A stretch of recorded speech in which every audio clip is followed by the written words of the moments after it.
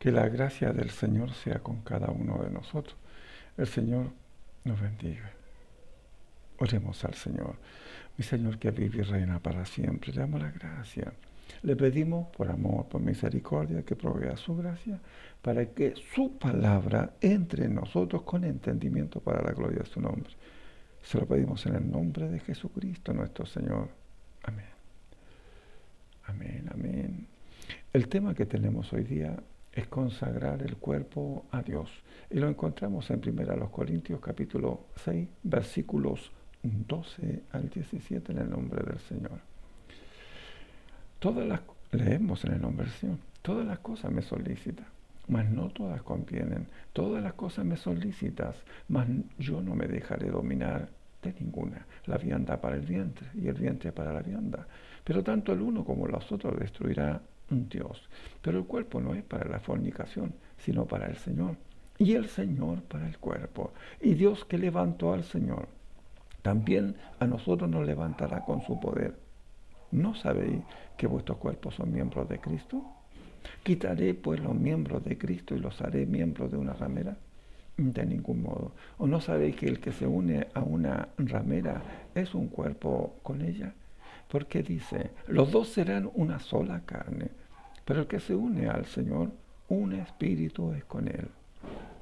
Entre algunos de los creyentes corintios había una tendencia gnóstica en la que se afirmaba que lo material no era imperecedero, por tanto no importaba lo que uno hiciera con ello. Ese concepto despectivo de lo material es clásicamente de origen griego. Este desprecio por el cuerpo resultaba en dos reacciones dispares. Por un lado, el partido libertino abogaba porque hubiera una licencia sexual porque todo el cuerpo acababa al finalizar esta vida. El otro partido, entre los de tendencia agnóstica, abogaba a favor del asceticismo, porque había que subyugar lo material a lo espiritual. Aquí Pablo Valiente inteligentemente confronta los argumentos de los libertinos entre los corintios. Pablo da expresión al pensamiento de ellos para luego refutarlo. En cierto sentido esto era difícil para Pablo, ya que él mismo enseñaba la libertad en Cristo, especialmente la libertad ante la regla dietética. Sus enseñanzas positivas al respecto llegarían a ser usadas equivocada y engañosamente por los libertinos. En esta parte del texto, el apóstol accede a la verdad potencial respecto a la libertad, pero enseguida refuta la conversión por parte de los corintios.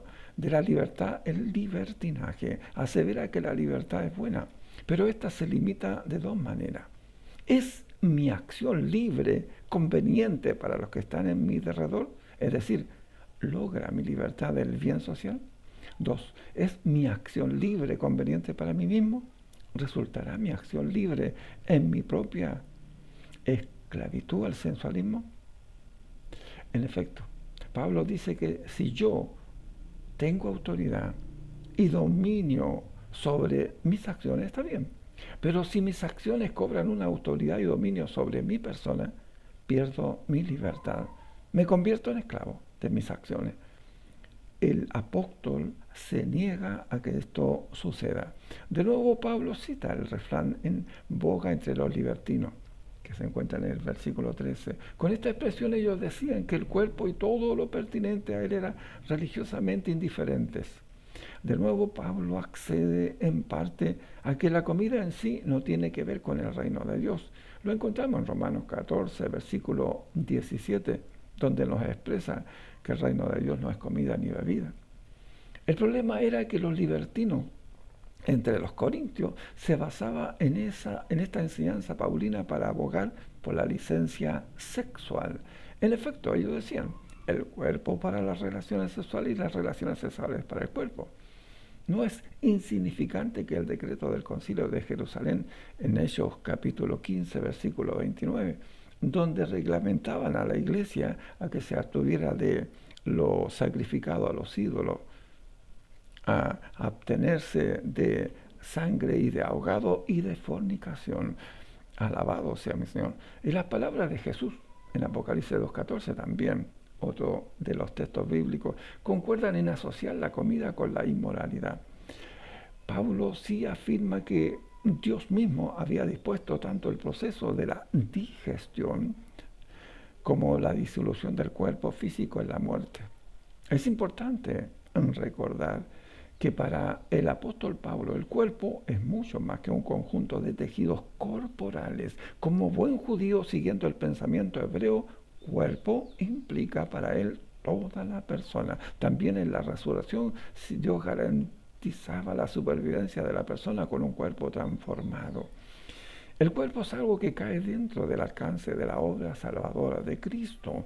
Por esto es de Él. No le corresponde al creyente, pues contaminarlo en la fornicación. Cae por su propio peso la asociación que hacen los libertinos entre el estómago y el cuerpo como si fueran una misma cosa. Con el versículo 14, Pablo refuerza su rechazo de la postura de los libertinos. Estos habían despreciado el cuerpo, tildándolo de algo pasajero y sin valor. Por lo tanto, se podía hacer lo que a uno le placiera con él. Afirmaban que debido al carácter efímero del cuerpo físico, no importaba que éste se empleara en la lascivia inmoralidad sexual.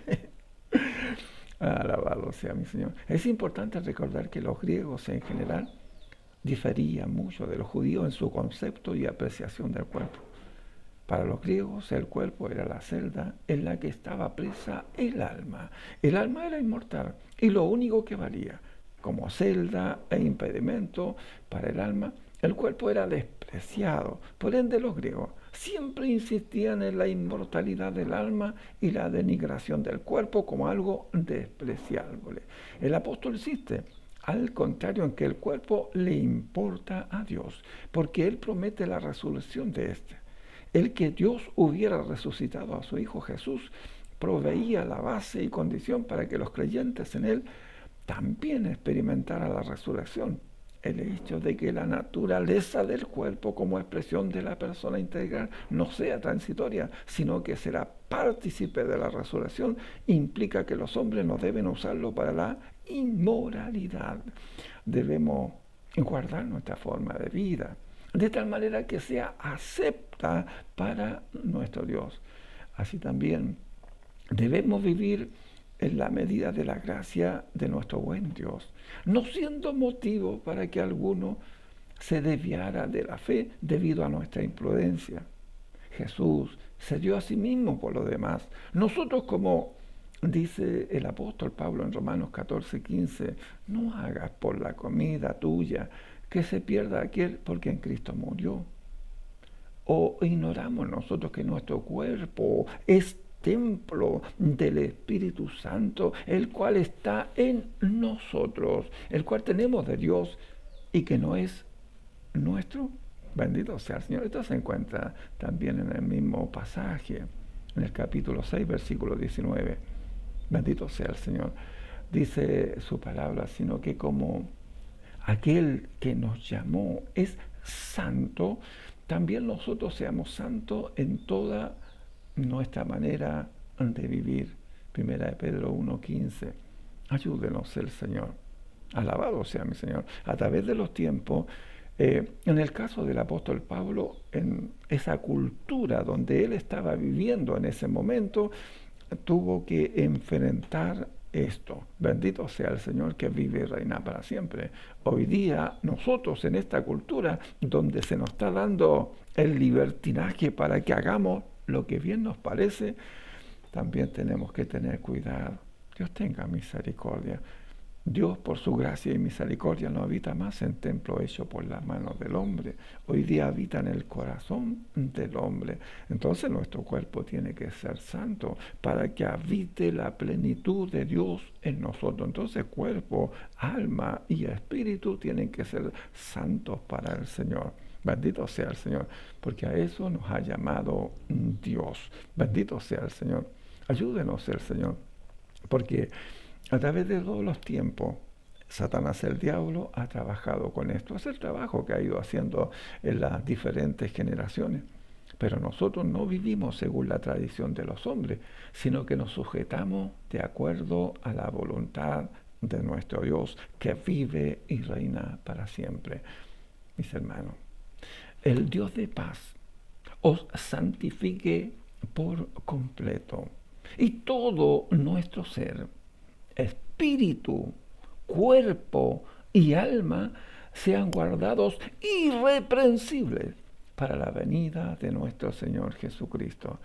Que el Señor bendiga a nuestros corazones a través de la enseñanza de su palabra. Para nuestro Dios es la honra y la gloria para siempre. Amén.